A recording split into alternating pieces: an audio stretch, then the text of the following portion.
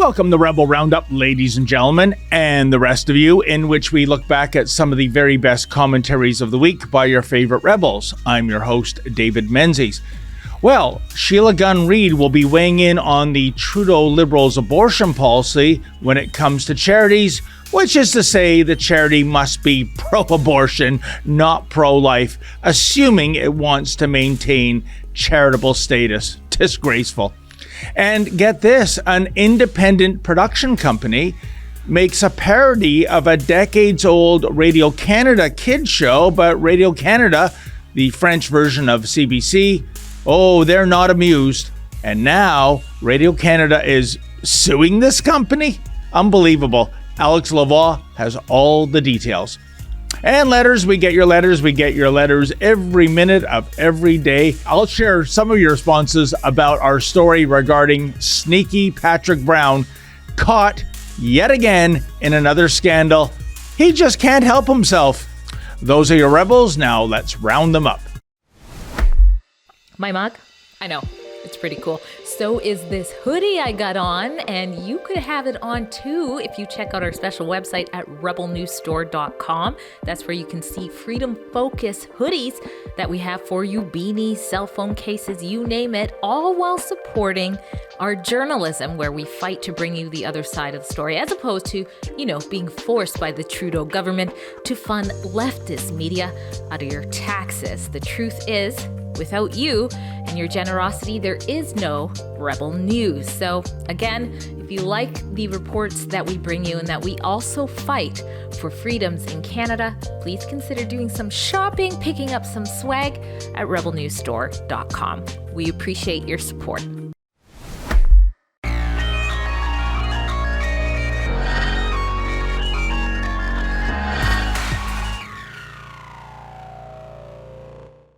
In the last federal campaign, the one that saw Justin Trudeau's Liberals return to Parliament with just a minority government in September 2021, Justin Trudeau campaigned on targeting pro-life organizations, promising to strip them of their charitable status. You see, Justin Trudeau wanted to punish crisis pregnancy centers for, quote, providing dishonest counseling to women about their rights and about the options available to them at all stages of the pregnancy. Now, I would love for the Liberals to tell me what's dishonest about telling a woman it will be hard to raise a child, but also that she's perfectly capable of raising a child and that there will be help if she wants it. What's dishonest about that? I think, and this is just my own opinion, the Liberals' position is infantilizing and demeaning. I mean, it's demeaning to tell a woman that there's only one acceptable option available to them because they're not capable of raising their child. But what do I know? I'm neither a biologist nor a feminist in the modern sense, but I'm a mom. Now, it was reported in December of 2021, Justin Trudeau had then ordered the Minister of Finance, Chrystia Freeland, to submit amendments to the Income Tax Act that would ultimately strip pro-life groups of their charitable tax status. But that was just the public announcement. The crackdown on Christians by Justin Trudeau for the crime of, helping women, babies, and girls began much sooner, behind the scenes, in secret meetings that now call into question the independence of the Canada Revenue Agency. And whatever you feel about this issue, helping vulnerable women and girls who choose to carry their babies to term, that's actual charity. And the pro-life organizations who help women and girls in their times of need should not be punished because they feel differently than Justin Trudeau about this important issue of conscience. This is the same sort of meddling that could be used against the Democracy Fund to strip it of its charitable status for its work in strategic litigation on COVID civil liberties.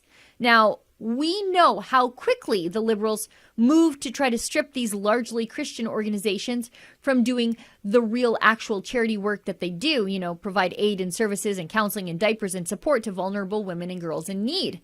We got back 1,000 pages through Access to Information now to support our Access to Information research projects like this one. Please consider making a donation at rebelinvestigates.com. Okay, let's get into these documents. By October 1st, as in 11 days after the election, before the new ministers were even sworn in, no mandate letters were written calling for legislation. Health Canada was already contacting the CRA to start implementing this program. Look at this. I am responsible for sexual and reproductive health at Health Canada, and we are now turning our attention to implementation plans for new platform commitments. Look at this. No longer provide charity status to anti-abortion organizations, for example, crisis pregnancy centers that provide dishonest counseling to women about their rights and about the options available to them at all stages of the pregnancy. Does that sound familiar? This is a Health Canada bureaucrat from the allegedly nonpartisan ministry reading back the Liberal Party platform word for word, and you can see that it's just been cut and pasted because it's the only thing in bold on the page. Look at this. This is from September 10th, 2021, 10 days before the Liberals won the election. They were trying to put their campaign promises into place before they were even given a mandate to do it by Canadians. It's on page 192. There are compliance considerations in terms of our ability to implement, and particularly for the anti-abortion item. Considerations at registration. On page 206, by November, Finance was putting material together and seeking input from the CRA, though only from people with secret clearance. So secret communications with the tax people to stop Christians from being honest with women and girls about the options before them. They say they are pro-choice, these Liberals, but the Liberals only allow one option to be presented, or you face the ire of the CRA. When it comes to the Justin Trudeau Liberals' position on abortion, Henry Ford's famous quote regarding the exterior color of the Model T springs to mind, namely, you can have any color you want as long as it's black. Similarly, the Liberals' viewpoint regarding abortion is that you can have any opinion you want about abortion as long as that opinion is pro-abortion. Brutal. And with more on this story is our chief reporter, Sheila Gunn-Reid. How you doing there, Sheila? I'm great, David. Thanks for having me on the show. Always a pleasure. Sheila, what a story. Equal parts sad and infuriating. Whatever happened to the concept of, agreeing to disagree? Well, and that's the thing here. So we've got the Liberals contaminating the independence of the tax agency. I think outside of the police, the one agency within government that could do something catastrophic to destroy your life. But we're seeing the Liberals engage in secret meetings with the tax agency that they completely redact all the records of, to go after these largely Christian organizations, these crisis pregnancy centers, because they say the crisis pregnancy centers are being dishonest with women about their options during pregnancy, whether or not to carry the pregnancy to term or to terminate. But it's the other side of the equation that's being dishonest, because what are the crisis pregnancy centers saying except for, well, should you choose to have this baby, we'll be here to help. And these are the organizations that can help you. And the Liberals don't want women to have that information, because despite the fact that the Liberals won't shut up about what a bunch of feminists they are, the flip side of this coin is that the Liberals don't think that women are capable of carrying an unplanned pregnancy to term and then taking care of that baby alone or with the support of these crisis pregnancy organizations. They actually are demeaning to women by saying, look, you pretty little thing, you only have one option here. You can't do this on your own. Don't worry about it. You know, it's so perverse, isn't it, Sheila? Because we have a prime minister who self-proclaims as being a feminist, even though his actions when it comes to dealing with women that challenge him on certain issues, he's not very much of a feminist at all. But to me, there is an undercurrent of mean-spiritedness regarding this debate, that you are going to be financially kneecapped unless you go along with the party line. What do you think is really driving this agenda, Sheila? Well, I think you're right. It is vindictive. It is malicious. It is mean. And the only problem here is that these groups, these crisis pregnancy centers, which are, again, I reiterate, largely Christian, and I think that's a serious undertone in all of this. Their problem is they disagree with Justin's viewpoint on reproductive rights. And so he has to bring the hammer of the entire government down on them. What could be more charitable than helping women and girls and babies in their time of need. These are organizations that provide housing, supports, sometimes subsidies, diapers, formula to women who choose to carry their baby to term. They basically say to these women, look, if you want to have this baby, you're not alone in this. That's real charity. And Justin Trudeau is making sure the CRA goes after them, not just goes after them with audits, but strips them of their charitable status, while at the same time stopping audits on environmental organizations that meddle in Canadian politics and receive much of their funding from outside of the country. You know, it's just spectacular to me, Sheila, because we know those on the left are totally against the death penalty, even when it's going to be applied to the worst of the worst human beings out there. We just saw our Supreme Court knock down the idea of multiple life sentences, even for serial killers, mass murderers, what have you. But when it comes to basically killing a baby, they're all gung-ho for that. This does not compute for me that they will go to bat for the worst examples of humanity: rapists, serial killers, mass murderers, terrorists, who in this country sometimes get an 8-figure paycheck from the taxpayer. But for the most innocent life of all, it's open season to terminate that life. Explain that to me if you can, Sheila. I can't. The pro-choice movement is completely riddled with these inconsistencies. First of all, I don't think you should be given a death sentence because your mom is not prepared to be pregnant with you. I think, being born into a lower socioeconomic caste, as they say, should not be a reason for you not to be born. And that is so often the argument coming from the other side. But the other side also believes in my body, my choice, except when you choose not to get a vaccine, except when you don't want to tell your bartender or your flight attendant what your medical status is. Then that goes completely out the window. These are also the same people who tell me they're feminists. This is all about women's rights, except when you point out to them that sex-selective abortion is a real problem in this country.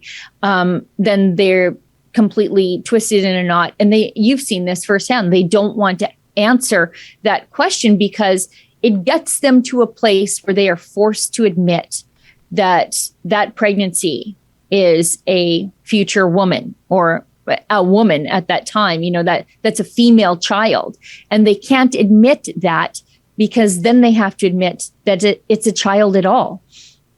Sheila, that's a very good point. And we know that, I know there's some studies that indicate that from just the 1970s alone, there's been tens and tens of millions of babies aborted, not for financial reasons, not for health reasons, but because of cultural reasons, that a male child is far more valued, unfortunately, than a female child. And this is what really makes a mockery of the feminist movement to me, Sheila, is the fact that if you are aborting babies simply because they're of their sex, i.e. female, that is the very definition of misogyny. How can this be something that feminists cling to? Well, and this is really the end result, what we see unfolding in China. They have basically a generation or two now of completely lost men, and it's causing social problems where you have these men without a spouse, without a family, without a partner, without a reason to be, without someone to take care of. And they're seeing social decay. There are towns where just single men live because they don't belong anywhere else. They don't fit in. But this is the end result of social engineering, communist central control, social engineering. And this is the dictatorship that Justin Trudeau appreciates the most. And instead of learning from what's happening there and saying, you know what, we should not play God, we should not meddle in nature this way, the Liberals just embrace it here because they can't figure out where women's rights butt up against, sex selective abortion. Once they get there, they don't know what to do. So instead of doing something, they just turn a complete blind eye to it. Well, Sheila, we're running out of time very quickly. how is this story going to play out ultimately? Is there going to be a court challenge?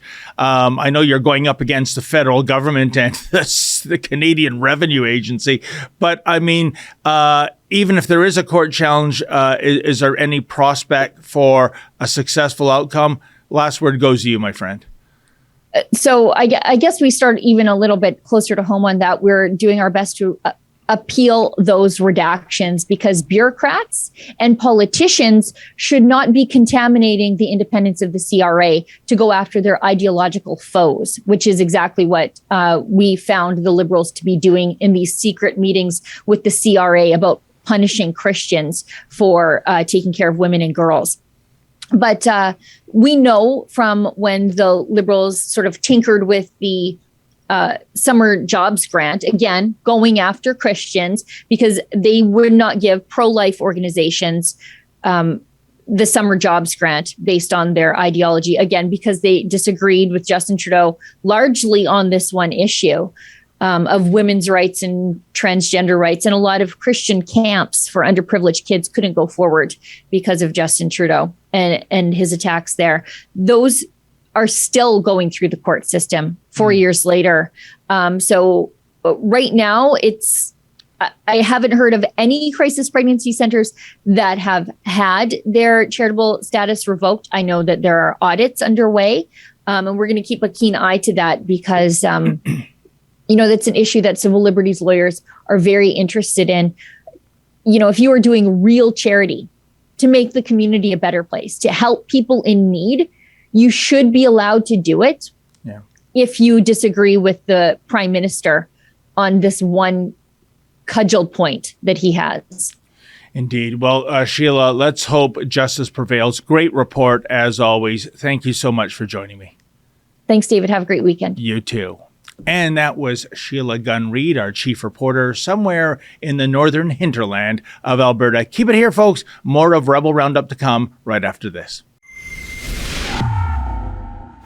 Canadians have stepped up to do the right thing to protect the freedoms and the rights of Canadians to get back to the things we love to do. It's just so tough to watch. There's no reason for that. They were literally running the horses through the crowd. I understand it's like a tactic that they use to try and split up the crowd. Trudeau, you're messing with the wrong people. The 10% is after you if you think it's only 10%. This is something I've certainly never seen before.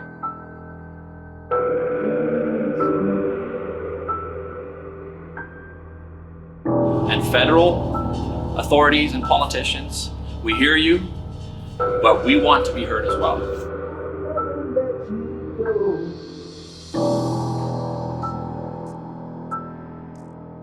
This is Alexa from Rebel News, and let me tell you, you might be shocked by what I'm about to explain. The publicly subsidized broadcasting corporation called Radio-Canada, which is basically the French version of the CBC, has decided to sue Lux Media for replicating the show Bobino and Bobinette. That show aired on their station from 1957 to 1985. The show, which is a children's program featuring puppets and fictional characters, was very popular. Lux Media wanted to create a tribute to the Haitian flavor of the show by creating Babino and Bobby Pin, a parody made for their own Bye Bye 2021. Then, in order to entertain the kids, the studio created 6 episodes that they published online and that reach about 1,000 listeners. Wow, CBC really doesn't like Lux Media. Just a reminder that the show aired more than 47 years ago. Now, they are facing a lawsuit. To talk more about this situation, I welcome André Pitt, founder of the Lux Media, as well as Yandel, the artist, who is the actor of Babino in the production. come from the idea to do an homage to Bobino and Bobinette? We come together with this project of Babino and Bobby Pin, like to do something to more for the children. Yandel came to me with an idea of doing an end-of-the-year showcase, a comedy showcase. He does that every year. And he has a project involving the folk character of CBC named Bobino and Bobinette. And he built the decor, he built the puppet, and he built all the costume and everything. Took him at least a year. And he wanted to be as close as possible as the real thing for a real homage. And he has also a movie project involving these characters. And I told him, well, maybe it would be a good idea to do shows like they did in the time, because that's about 35 years that they didn't make that show. It's a show that started in the 50s, so it's a folk kid show. And we did one show, and then we did 5 other one, and we went to our public and say, if you want more, you need to help us financially, because it costs a lot of money to make this. Mm-hmm.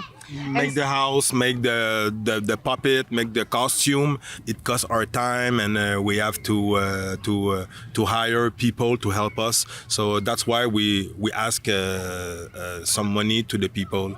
But we didn't make any money because people find it funny and all that, but the interest was not really there. Is it because it was something old? I think it's a very outdated concept. You see, there's another classic kid show named Passe-Partout in Quebec. It was very popular in the 70s, and they tried a reboot and it didn't work. So I think that kid shows have evolved, and that's why I think that we didn't have the support of our viewers. So we decided to abort the project. And it was very polished what we did. We're very proud of what we did, but people don't follow, so we just decided to cancel the project. So what really happened? You received first of all a letter from the CBC, and what happened afterwards with the CBC company? Well, when we received the first letter, mise en demeure, the project was already aborted. Because we came to a conclusion that nobody wants to see that. I mean, I don't think we made one sale, 0. Okay, so hey, we thought we had a good idea. We have to came to the conclusion that it's not a good idea. So we just decided. So we didn't do much. I mean, probably that CBC will see that we're not making new episode, and we did a website, babino.ca. And it cost about $18, so not a big deal. So we just aborted, and we kind of ignored that because the project was aborted. Then we got a real letter from big lawyer cabinet, and say, okay, these guys are not joking, and I don't know what they want because the project is aborted. We didn't make any money with that. We never intended to make money with that either. And everything is off the internet right now. So we don't understand why they would pay a $500 per hour lawyer to attack 2 guys that just wanted to entertain kids. How absolutely bizarre. I mean, since when is parody against the law? Heck, even Radio Canada and the CBC, well, they air shows that are all about parody and satire. So why are they so hyper protective of their old content being mocked? With more on this story, which is equal parts goofy and inexplicable, is our Quebec City-based reporter, Alexa Lavoie. Bonjour, Alexa. Bonjour. You say it so much better than I. Alexa, tell me, what's the deal here? Why does Radio Canada think they should be immune to parody? So far what I can understand, they can parody themselves or parody some show, but they are not like accountable or anything. They can do whatever they want. But when it's going to small production, especially they didn't make any money with that. They actually spend money for producing homage. Homage. At the beginning it was an homage for their Bye Bye show. And And at the end, like when they saw that nobody wanted to continue on this way because nobody did make a donation for continuing that show. And especially they wanted to integrate some diversity because they changed the puppet for black puppet for Haitian like flavor. And I thought it was a kind of a little bit too much overreact for deciding to sue them for just a show that aired 47 years ago on CBC, but the French CBC, that is Radio-Canada. You know, and I would argue, Alexa, even if this production company hit a home run in terms of financing, if they'd made 10 million, 100 million from their show, well, good for them. I would still say that Radio-Canada has no right to go after them or after that money. And speaking of money, let's not forget that Radio-Canada, the French arm of CBC, they are wholly supported, well, almost fully supported by taxpayer dollars. So I find it a little rich that they're going after somebody doing a satire on one of their decades-old programs when they didn't even front most of the money to make the original programming in the first place. Mm-hmm.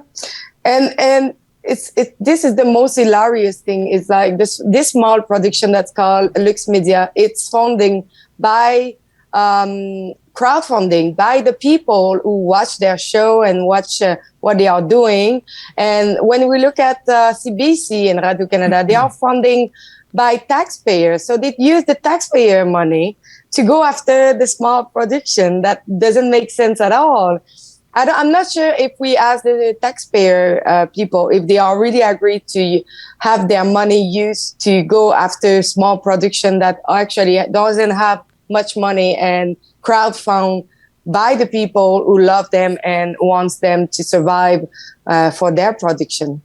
And Alexa, what I don't understand either is, as I said in the preamble, that there are CBC and Radio-Canada shows that, you know, they run satirized programs. You know, they run parody themselves. They take no prisoners. Why do they think they're entitled to a double standard? Why do they think that this children's programming from decades ago is almost like sacred? It's almost as though, goodness gracious, somebody drew a Mohammed cartoon. We got to go after them. Why do they believe this to be what it is? But first of all, like a lot of people, I took that show like Bobino and Bobinette and they put it back online on YouTube without using CBC logo or anything. It's like, actually, this is a stolen from CBC, but they never went after them. I don't think so, because it's still on the internet and I never heard about the trial or suing anything about that. But I think because Lux Media is a production that is against the narrative of the government since the beginning of the pandemic, and because they are talking wrongly about what is going on with the government and everything. So I'm just wondering, like, is it a vendetta against them to say, like, they don't have the money to pay us, we will claim the money from our lawyer, a couple of $1,000s, maybe $25,000. I don't know the money exact, but that will destroy that production. They will probably have, like it says, every equipment that they have because they don't have any penny for paying this. So I don't know what was their goal. Is it like to destroy small production that are not in the same narrative or going in the opposite like narrative of them? But I think it looked like more like a vendetta. But since I released my report and a lot of people saw it, thousands and thousands of people saw my report, suddenly they call back the production, Lux Media, and say, you know what? Remove what you still have online and we forget about the suing. Wow. But, you know, Alexa, I think you are onto something here. It is the fact that this production company has ideology that is not CBC approved. And I go back to 2019. Do you remember the Conservative Party ran an ad where they clipped a CBC debate, with all the candidates, and the CBC launched a lawsuit against the Conservative Party of Canada, even though Elections Canada told the CBC that the use of broadcast news material in an ad is not a violation of copyright. CBC didn't care. They used taxpayer dollars to get a big legal firm to go after the Conservative Party. They lost in court. I'm not sure if they're going to appeal. It wouldn't surprise me. But here, what I'm getting at, Alexa, if that was the Liberal Party using that clip from the debate, do you think the CBC is launching a lawsuit against the Liberal Party of Canada? This is grotesque. This is making decisions using taxpayer dollars, because that's who's paying all these lawyer fees, Alexa, based on ideology and not based on so-called copyright violations. They just want to mute everybody that go in the other direction of their narrative to make sure that nobody are intervening in what they are saying, that people are questioning what they are saying as well. And that's, remember who again? Oh yes, Trudeau. But it's actually the same thing. Like, we try to mute and to shut down all the small production that doesn't say the same thing as you. I'm just wondering if that small production was going in the same direction that them, if they will had this trial, like this lawsuit action against the small company who go in the same direction on the narrative. That would be like something to look at it. Yeah, it's unbelievable. They have a narrative. They have an ideology. They have no tolerance for anyone poking fun at that ideology or mocking it. And meanwhile, all their bluster is funded by you and I and our audience as taxpayers. It is just outrageous. We got to wrap it here, Alexa. I think I'd love to challenge the CBC, to see if they would come after Rebel News. Why don't we parody their newscast? Gee, who would we get to play Rosemary Barton? I don't think we have anyone big enough here, but maybe we'd have to outsource that. So maybe you can find two people in the same time. So you Anyways, Alexa, it was a great piece. I'm glad that they're going to back down somewhat. They still have to remove the content, which I think is outrageous, but wonderful report. If anything changes, I know you'll keep us up to date. Thank you so much and have a great weekend, my friend. Yeah, and just to let your viewer know that I'm not paralyzed. I'm just came back from the dentist. Well, you have a fantastic dentist. Look at that $1 million smile. That is just absolutely beautiful, Alexa. So I'll let you recuperate in the days ahead, and we'll chat later. Bye-bye. Take care, Alexa. And that was Alexa Lavoie in Quebec City. Keep it here, folks. More of Rebel Roundup to come right after this. David Menzies for Rebel News here in Vaughan, Ontario. Now, folks, we are trying to track down the secret campaign headquarters of sneaky Patrick Brown, the mayor of Brampton.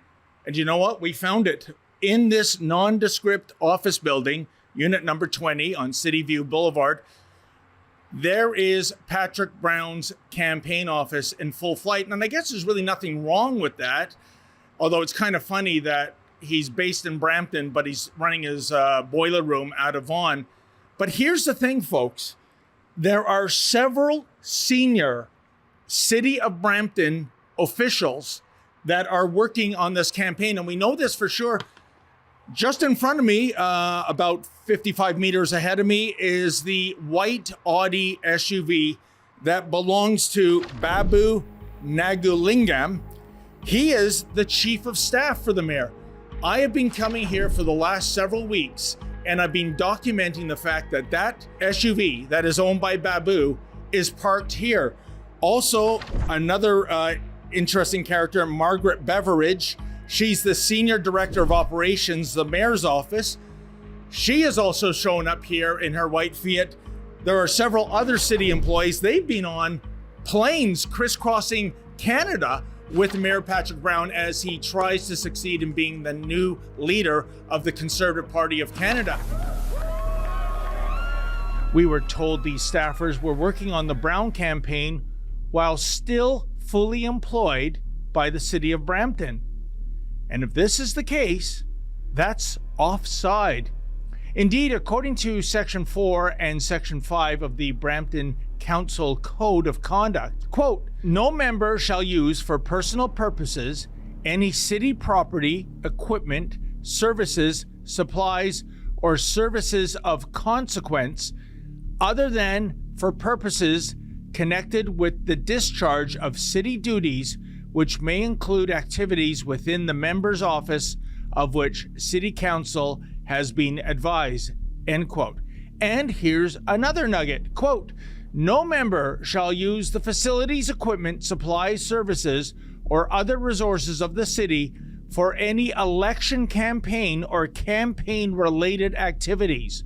No member shall use the services of persons for campaign-related activities during hours in which those persons receive any compensation from the city, end quote. Now, can you believe it, folks? It just so happens when we came here today, guess who showed up himself? Yeah, the big enchilada, Patrick Brown. As soon as he saw us, the sneaky one, he jumped into his chauffeur-driven black Ford Explorer SUV, and he literally hit the road. Check out the footage. Jeez. Go. Jeez. Nice.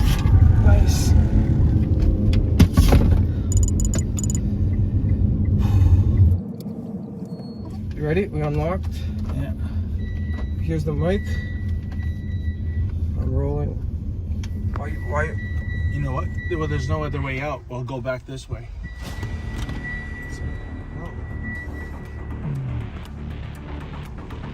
I had to. You saw him, eh? You saw us. Go, David. Shit. Just do a straight You're gonna run right now.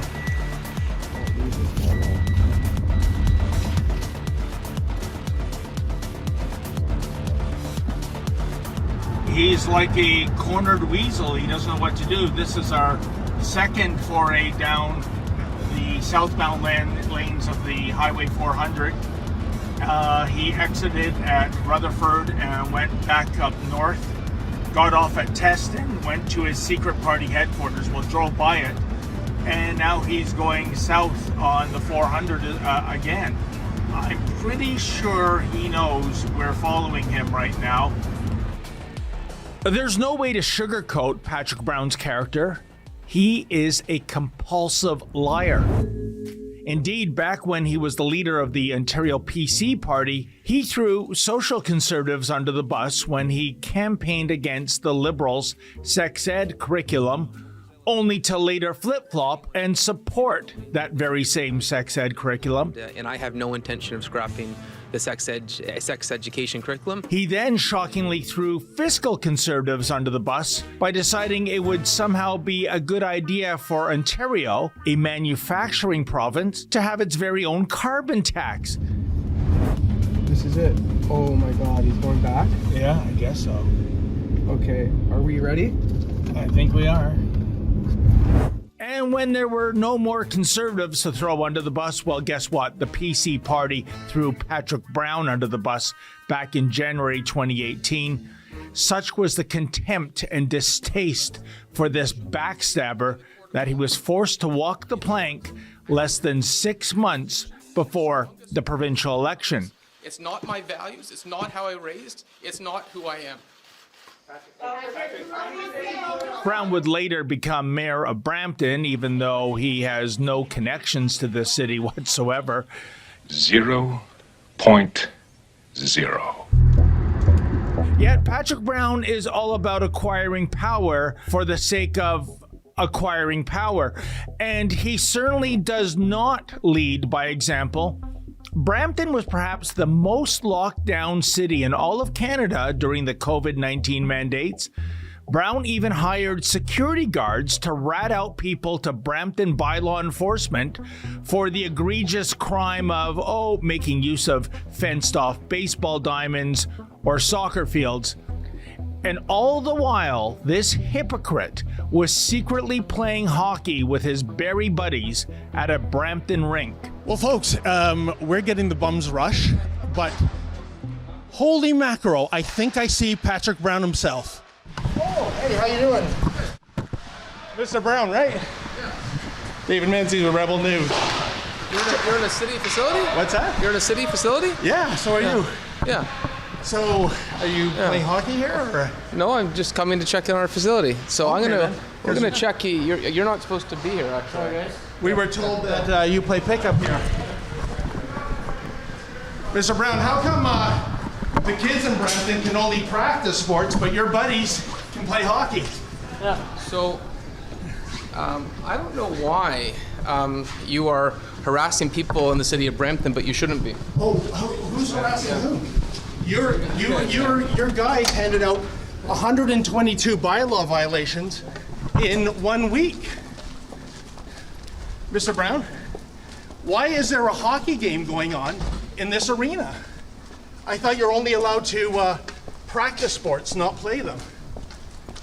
And who is paying the $1,000 a day, Mr. Brown, for this rink? Mr. Brown? Are these taxpayer dollars being used for your buddies to play hockey on this rink? Or are you paying it? Or perhaps Waleed Solomon? So, Mr. Brown, why is it one law for me and one law for thee in this city? Clearly, one law for thee, one law for me. Naturally, he now claims he was the, quote, anti-lockdown mayor, end quote, during the pandemic, even though the evidence clearly shows otherwise. The freedoms of families and businesses and the mental health of Canadians, I was one of the only big city mayors to speak out and demand an end to restrictions. He is, was, and always has been a compulsive liar. Jay for Rebel News. We've seen you shut down Brampton Public Park. And when my colleague Lincoln Jay got to ask him a question at the last Conservative leadership debate and that aforementioned hockey scandal, what did Patrick Brown do? With your friends, and you lied about that too. What do you say to voters that don't believe you because of your past actions? Well, I certainly don't agree with Rebel Media and was very clear that I was one of the few big city mayors that pushed back against the closures of recreation.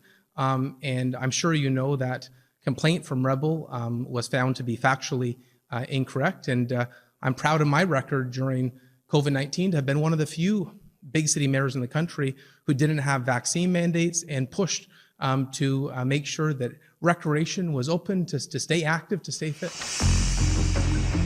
And now comes his latest scandal.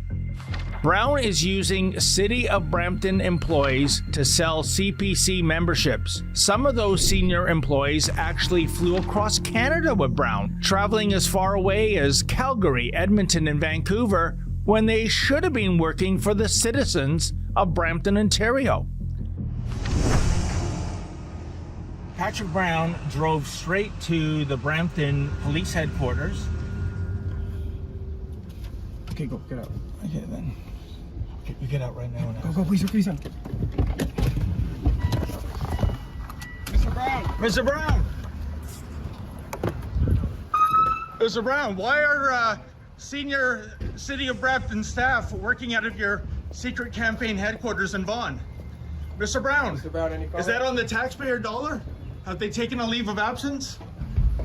Mr. Brown, why are City of Brampton employees working at your campaign headquarters in Vaughan? Is this on the taxpayer dollar? Mr. Brown? Oh, okay then. All right then. Okay. You jump out of your car so fast. You're trying to conduct a traffic stop on you. Oh, really? Yeah. Oh, why is that, sir? Let's go back outside. Okay, sure. So another day in the life of sneaky Patrick Brown, and yet another scandal unfolds. Unbelievable. Is this the guy you want as the leader of the Conservative Party, folks? Is this the guy you want as Prime Minister come 2025? No thanks. We already have a lying Liberal scoundrel as PM. No need to replace Justin Trudeau with, well, more of the same. In any event, you had lots to say about the sneaky one's latest shenanigans. Mama writes, "You know you're a good journalist when you're accused of criminal harassment. Great job." Well, thanks, Mama. And what Mama is referring to, folks, is that so-called traffic stop that we encountered turned into an investigation pertaining to criminal harassment, I swear. By the way, after the cops did look into it, they dropped the investigation. No criminal harassment here. Golly, I wonder what Sneaky Patrick told the cops as he was whipping down the highway. What a lying liar. Pilot Barbie writes, "God help us if he pushes his way to the leadership of the Conservative Party. He's a disgrace and will never beat the Ponce." And what's worse, Pilot Barbie, Sneaky Patrick could very well damage the Conservative Party beyond repair. Brown is a liar and he is a buffoon, but he's also dangerous. Razier writes, "You know you're doing something right when a politician has to report a journalist to the police for asking uncomfortable questions." Yeah, and the cops did something right too, Razier, by aborting their investigation regarding those ludicrous criminal harassment ideas. They knew full well that such a case was going to be a no-hoper. Rob Props writes, "Charge the mayor for harassment. It's illegal to call the cops when there's no crime. At least sue the bastard." Well, Rob, I don't know about suing, but I would love to see the transcript regarding the call Patrick Brown made to the cops. No idea what he said, but you can bet the house on one thing. He lied through his teeth yet again because, hey, that's what this weasel does. And DJ Color Zone writes, "I love that you give all NDP, Liberals, and Conservatives the same scrutiny. You are true journalists. God bless Rebel." Well, thank you, DJ. We liken ourselves to the umpire behind home plate. We calls them as we sees them. And it doesn't matter to us what team is up to bat. Well, that wraps up another edition of Rebel Roundup. Thanks so much for joining us. See you next week. And hey, folks, never forget, without risk, there can be no glory. Good night.